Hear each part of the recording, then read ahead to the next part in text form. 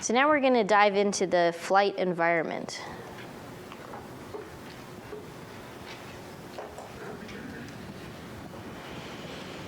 All right, so the first part is flying. Actually, let me just pause there. Were there any other questions about the charts in the airspace? Okay, good. They're kind of related to the flight environment, so feel free to jump in here. All right. So flying. So there's a fair amount of work that a pilot is supposed to do, is actually required to do before they fly. So you're supposed to become familiar with information that pertains to your flight. And in fact, it's a very good idea to do so. That's exactly how you become a safe pilot. So it's important to understand information related to your flight. So, there's not only the airport that you're taking off from, and when Philip talks about performance, you'll talk about the length of runway that's required, but you also want to know about alternate airports along your route. So, if I'm flying from here to Maine, for example, there's a lot of airports along the route. I'd want to identify a couple along the way, understand what the weather forecast is for those airports, whether or not they have fuel, those types of things are very relevant to know. You're also supposed to understand, how much, so when you talk about aircraft performance, you'll understand what length of runway you require in order to land. And then you want to make sure that the airports that you've identified as alternate airports along the way have long enough runways for you to land. So let's talk about some of the paperwork. So there's this acronym, AERO, that's supposed to help you remember the types of things that you're required to have inside the airplane. So there's an airworthiness certificate, registration. If you're going on an international flight, you need a radio license. It's actually pretty easy to get. So if you wanted to fly from here to Canada, you only have to pay $60 and you get your radio license and you can go fly to Canada. So it's great. And also the international language of aviation is English. So even if you go to Montreal, you don't have to learn French. You can speak in English and land there. So it's great. So O is the operating limitations. Those are displayed in various ways, such as your flight manual and placards, and we'll give you some pictures of placards so you see what those are. And then weight and balance information, and we have a whole talk just about calculating weight and balance, I think tomorrow. So operating limitations, so these are real restrictions on the aircraft in terms of what is the maximum speed you can fly with and without your flaps extended, and which kind of procedures can you do. And we talked about certain aircraft that you're allowed to do these fancy aerobatic procedures in, and other aircraft where that's not a good idea, because if you really push your aircraft to enter a spin, it may be very difficult to recover from it. And so there are different things. So one is called the POH, or the Pilot's Operating Handbook, and I have a POH over here, and it has a lot of great information in it. So pretty much everything Philip taught you about aircraft systems is in this book as well. It tells you about everything about your airplane's systems, its requirements, its restrictions, and how you calculate the runway length that you need to land, and your weight and balance. All that information is inside these books. So this is an example of some of those limitations for an SR-20 as an example. We were talking about Cirrus aircraft. And so you can see the same types of numbers that Philip was pointing out before, the different V speeds. And you can also talk about these maneuverability limits as well. Minimum flight crew for a lot of these small airplanes is usually 1, but some of the very big complex airplanes and jet aircraft require the co-pilot as well, and some airplanes even require another crew member as well. So there's certain aircraft instruments that you require when you fly. So they're called equipment requirements. So a VFR day, which is visual flight rules, so a nice sunny day, no clouds, so you'll be doing VFR your entire time, getting your private pilot's license, except if you do a couple days of instrument training, but vast majority of time you're talking about a VFR flight. So what do you need? You need some of those key instruments we were just talking about, your airspeed indicator, your altimeter, a compass. And then a couple things related to the engine. So you understand about the engine, its oil pressure, temperature, and you need to know things about your fuel. And a lot of them have alternates. You can measure your fuel from different ways, but somehow you must have a fuel gauge to know how much fuel you have. You also need to have anti-collision strobe lights that kind of go off, and seat belts. Who knows what an ELT is? Yes? Emergency locator training. That's right. And so that emergency, it's an emergency device that basically activates when your aircraft, if your aircraft is under duress and is descending very rapidly, it goes off and emits your location out so that people can come and find your aircraft very quickly. There are also some, and these numbers, by the way, at the top, in case it wasn't clear, are regulations. So they're FAA regulations. So 91.105 is a regulation about pilots, sitting in their seat when you're flying the airplane. So for all practical purposes, when you guys are flying, you have to sit down and be the pilot and fly the airplane. This isn't like a big commercial jet where you're going to get up and start walking around. So you need to basically sit down. Seatbelts, as a pilot in command, you also get to make the rules for your flight. So if you think you have some kind of rowdy passengers, you just tell them the rule is you must wear your seatbelt at all times. Now the actuality is that there are certain times and restrictions where it's required. So taxi, takeoff, landing is required to wear your seatbelt. But you can extend that rule and say at all times you must always wear your seatbelt. There's also an interesting regulation that says that passengers can't interfere with the crew members, but I will point out that depending on who your passengers are, they may or may not comply with that regulation. We already talked about the different altimeter settings. So kind of it can be the case that you, instead of being the perfect condition of 29.92, it might be the case that you need to adjust your altimeter to that local setting. So we talked about ATIS, where you can dial in the frequency to the ATIS and it announces the weather information for a particular area. They will provide the setting that you need to set in that window. So they'll say, 29.98 or whatever is the altimeter setting. Also, if you're flying over a bunch of places and you're talking to air traffic control, they will update you. If they hand you from one air traffic controller to another air traffic controller, one of the first things they'll tell you is what is the altimeter setting for that area, so that everybody is adjusted and everybody knows what altitude they're at. So there's a little knob on your dial, and you turn it until that window on the right says the right number. Now, if that's not available, you already have some information, which is your airport elevation. So also on those things being passed around for a given airport, it tells you what the elevation is. So for example, if you know that the airport is at 100 feet elevation, you can just, and you're sitting on the ground in your aircraft getting your airplane set up before you take off, then you know that you're at that 100 feet. So you can just keep turning the dial until it says 100 feet, and then that'll actually give you the setting in the window. There's some restrictions. Yes, go ahead. Yeah, I have a question. What if you're flying into an uncontrolled airport where you don't have an altimeter setting? How do you know how to know that?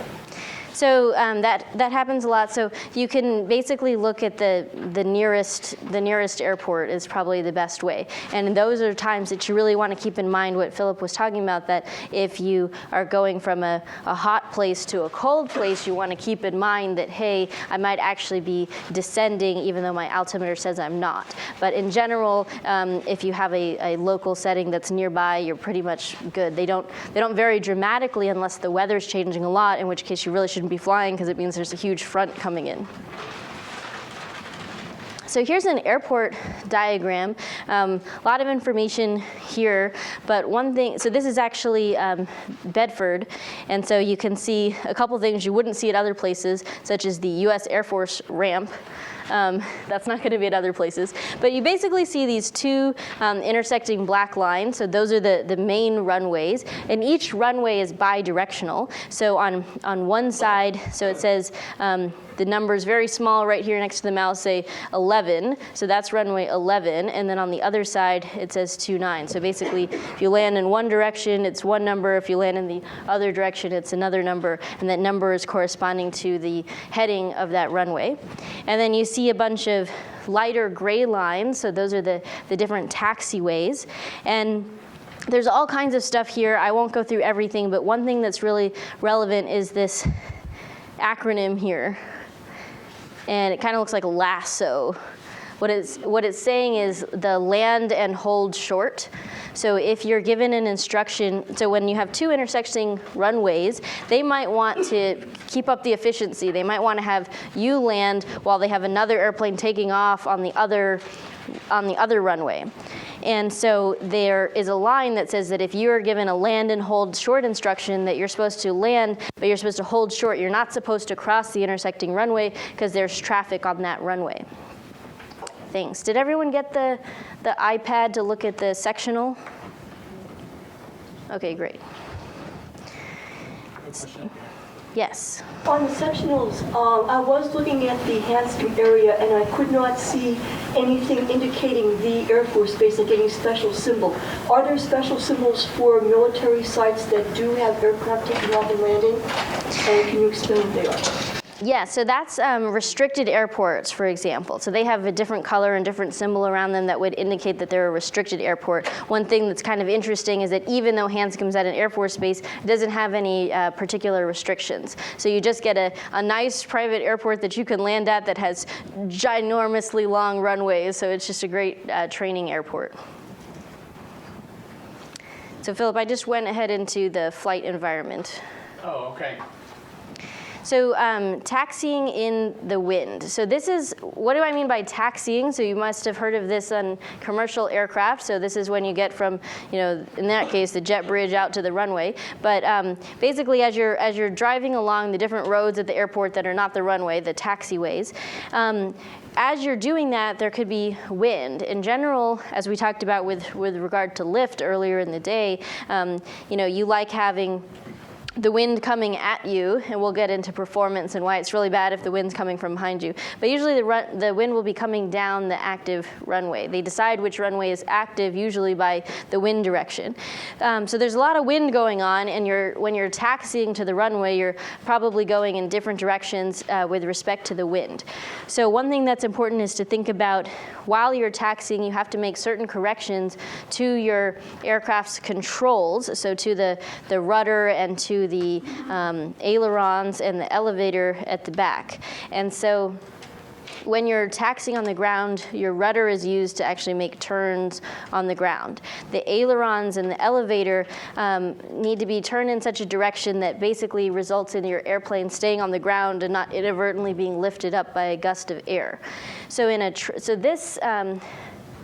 this airplane is what we would call a tail wheel, because there's a wheel back here at the tail. So it has two wheels up front and a tail wheel in the back. A tricycle gear airplane would have one big wheel up at the front and then two wheels, so three wheels total, but instead of a tail wheel, it has one wheel up front. So in this case, a tricycle wheel, so not like this, but with a wheel up front, what you want to do is if there's a quartering tail wind, so a wind coming from behind you from the back, you want to dive away. So you want to turn your ailerons away, and you want to push forward to dive away from the wind.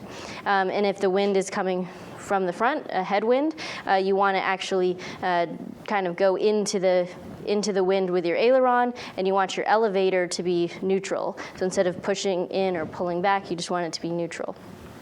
It doesn't matter as much for heavy airplanes, but for little airplanes, you can get bounced around. And so it's slightly different for a tail wheel, so it's good to figure out which type of airplane you're training on and get used to how you would make those corrections as you're taxiing. there are a lot of runway markings and taxiway markings. One thing I would really encourage you to do is that the next time you're on a commercial flight, get a window seat and look out the window, and you can see all these markings as you go along. You might be able to identify which runway you're taking off on. And so I won't go through each of these. The actual runway is this red number. So why are there two numbers? Why does it have 15 and 33? That's right, because runways are bidirectional. So depending on which way you're taking off on it or which way you're landing on it, it could be runway 15 or runway 13. The yellow ones are talking about, there's a difference between when you're on the runway or on the taxiway versus it's an arrow pointing to it somewhere else. So, this sign is on the one that you're on, and this one is saying, so if you see this A like this, it means you're on taxiway alpha. If you see it like this with an arrow, it says, that way to taxiway Bravo. It's very important that you do visual scanning, so you really look around for other airplanes. So when we talk about visual flight rules, VFR, which is the vast majority of your time on your private pilot, you need to be looking outside the airplane to look for other airplanes to avoid. And it's unfortunate, but actually most mid-air collisions occur near airports in good weather. So if they had been looking out, they could have seen the other airplanes. So when we were talking about the pros and cons of low wing and high wing, I was very focused on your visibility. So where you're looking in terms of you want to clear, before you make any turn, you want to look before you go. In fact, Mark Nathanson, the FAA examiner who's coming tomorrow, that's probably the easiest way to fail your FAA exam. He'll tell you to do a maneuver, and you just start doing it. Fail. You have to first clear the area. You might even do a clearing turn, so turn in one direction, turn the other way, because your wings are kind of obscuring you, so that you can look all the way around, make sure there are no aircraft in the vicinity, and then perform your maneuvers. But of course, you can also talk to air traffic control and other folks to get traffic advisories. We'll tell you, hey, there's an aircraft at your 3 o'clock, 5 miles ahead of you. Those types of things are very helpful. They're not always required, but they're recommended.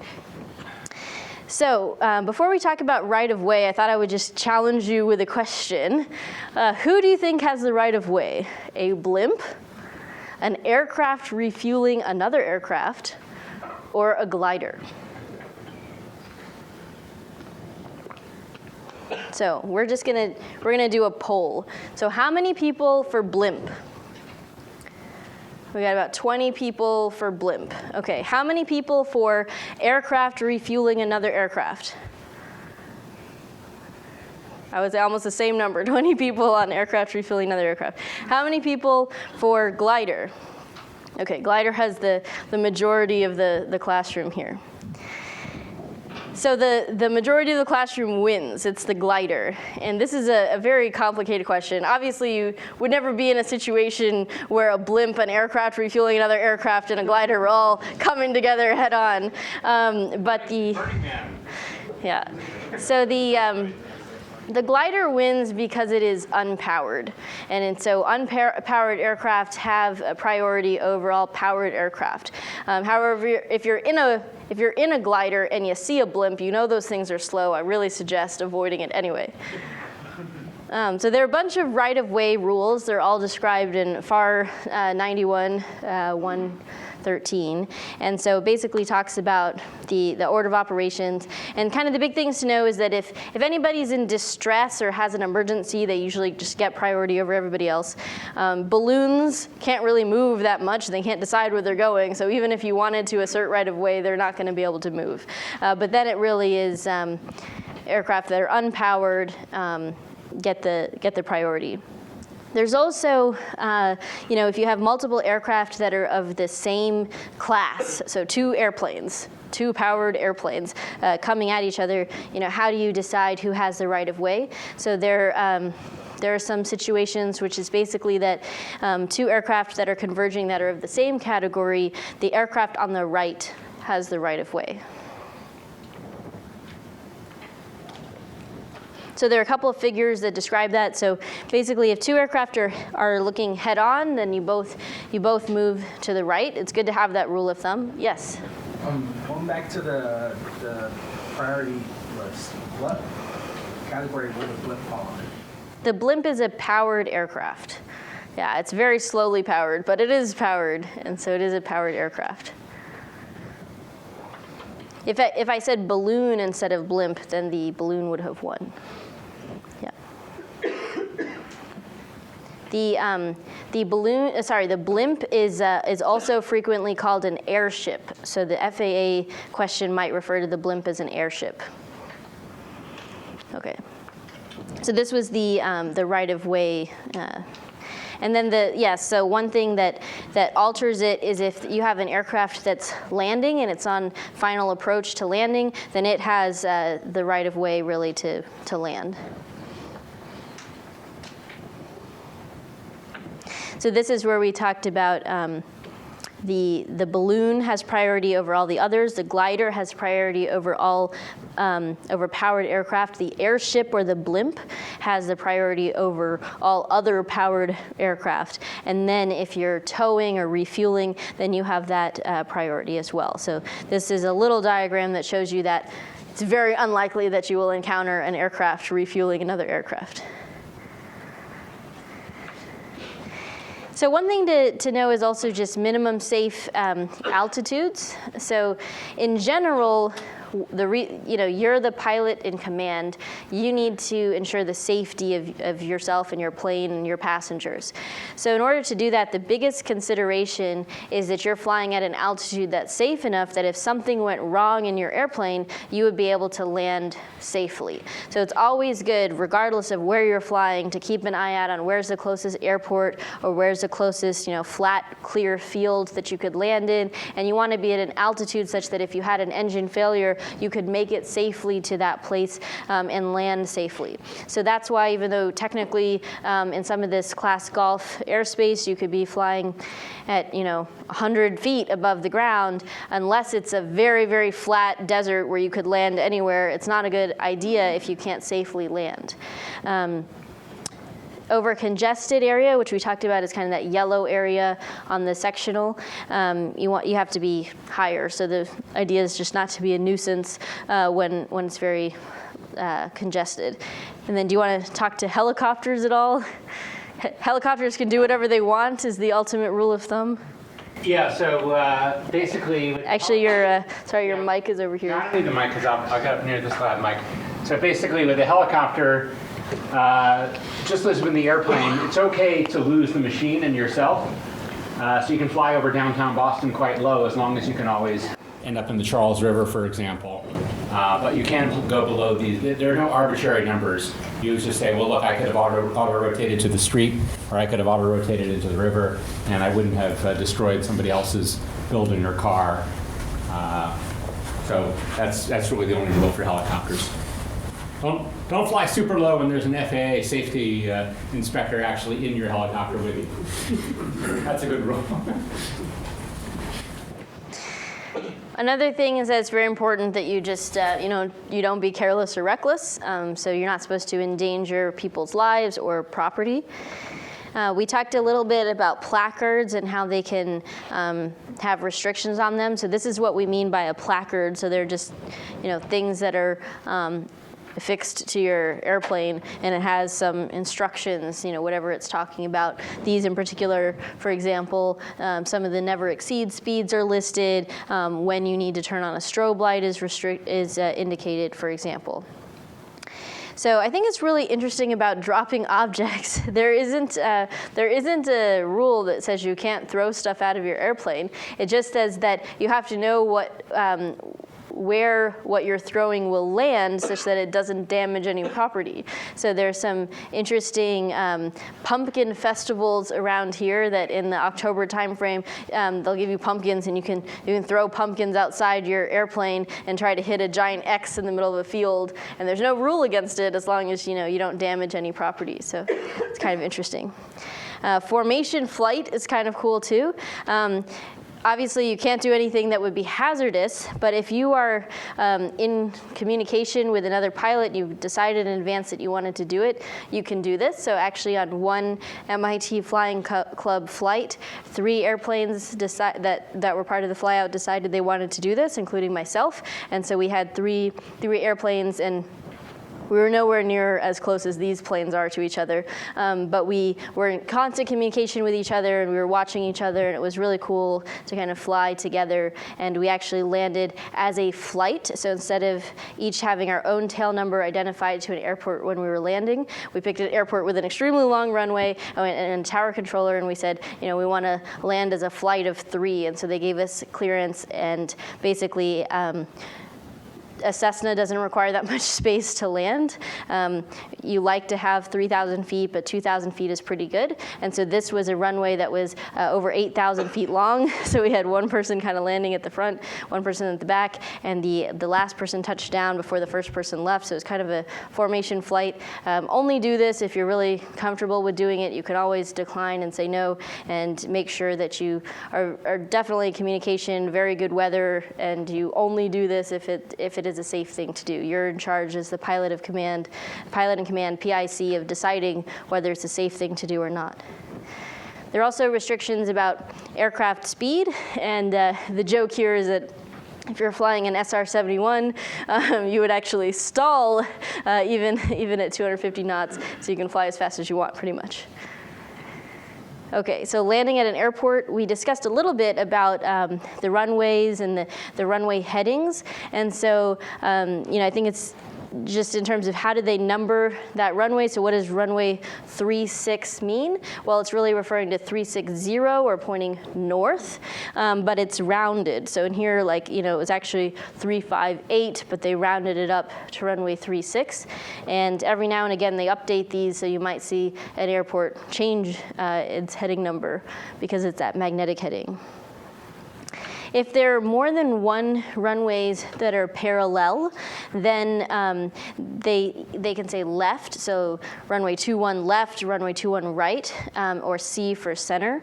Or if they have 4 runways, they'll usually just pretend that one's at a slightly different degree than the other one, so that, you know, one side will be runway 6 left and 6 right, and then 7 left and 7 right, even though they're all basically parallel. So there are a lot of different runway markings. These kind of arrows here talk about a displaced threshold. So what are the restrictions there? So you can feel free to taxi and take off on that space, but you're not supposed to land. So you're supposed to cross that big solid white line before you land, right here.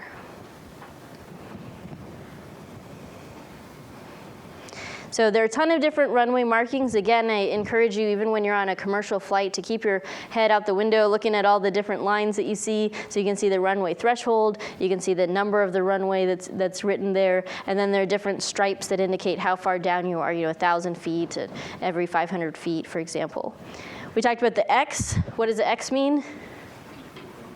Closed. Don't land there. The runway's closed. So all of these are kind of defined in the PHAK, the Pilot's Handbook of Aeronautical Knowledge, so I would kind of refresh them. Some of them are not very common. One thing here is wind socks. Wind socks are great. There are different kinds of wind socks. It basically tells you which direction the wind is blowing in.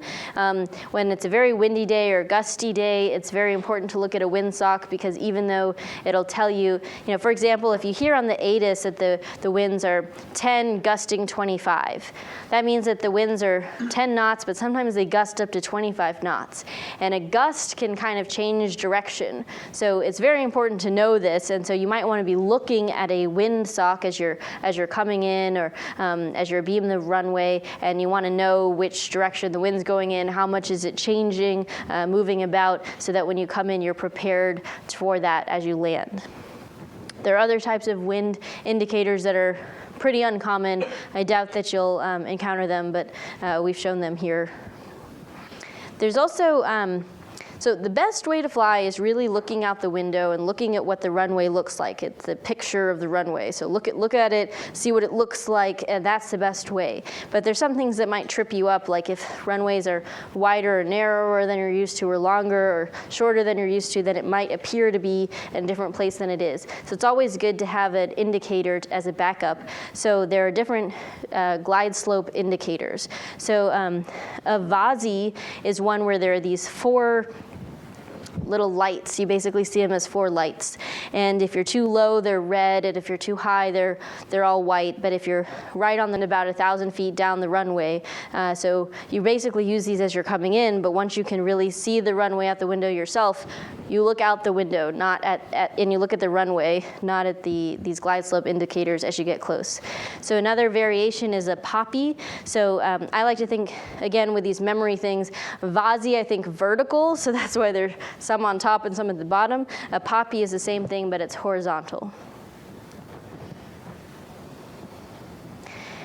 There also apparently exists a tricolor visual approach slope indicator. Almost no one uses this. You probably will never see it. Same with this one. But they exist, supposedly. Okay, so we'll focus on things you might actually hear. So land and hold short. So we just talked about this. Who remembers what land and hold short means? Yes? Land, but don't cross the runway until you give them permission. Absolutely. So you can land, but don't cross the intersecting runway unless you're given permission. So land and hold short is something that the air traffic controller might ask you to do, and they might be really assertive about it, and they might tell you, we have a lot of traffic here, I need you to land and hold short. Regardless of how assertively they tell you that, you're the pilot in command, and you can just say no, and they have to deal with it. So especially if you're a new pilot, you're actually not allowed to accept a land and hold short instruction as a student pilot. So if you're a student pilot, they tell you to land and hold short, you have to say no. And the reason is that you may not be very good at it, and you might take more runway than you thought you were going to take in order to land. Do you have a question? No? Okay. And yeah, so you also have to have proper visibility in order to accept this type of restriction as well. Yes? What happens if you accept, but you have to go around? It's okay to accept, but you have to go around. You just have to, you do what's safe for you first, for your plane, and then you communicate that as quickly as possible to the air traffic controller. As soon as you know that you might have to go around, you need to communicate that so that they can try to make sure that there's no incident with the other aircraft. But generally, you don't want to accept a land and hold short unless you're very comfortable with the environment. It's a good weather condition, you have a good handle of your aircraft, your airspeed's doing what you want it to do, and you feel comfortable that you can actually follow that guidance. But of course, at the end of the day, you're the pilot in command, and if it's going to be unsafe to you and your aircraft to make a landing, and you have to do a go-around, you have to do that, and you just need to communicate as quickly as possible to the air traffic controller.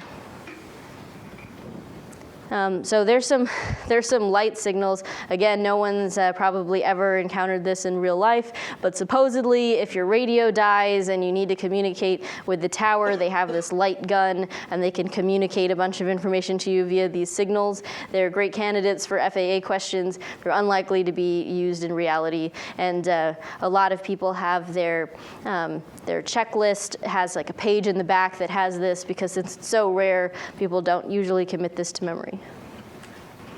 So here's some more resources for you to refer to. All right, are there any questions? Why don't we do questions in conjunction with the coffee break?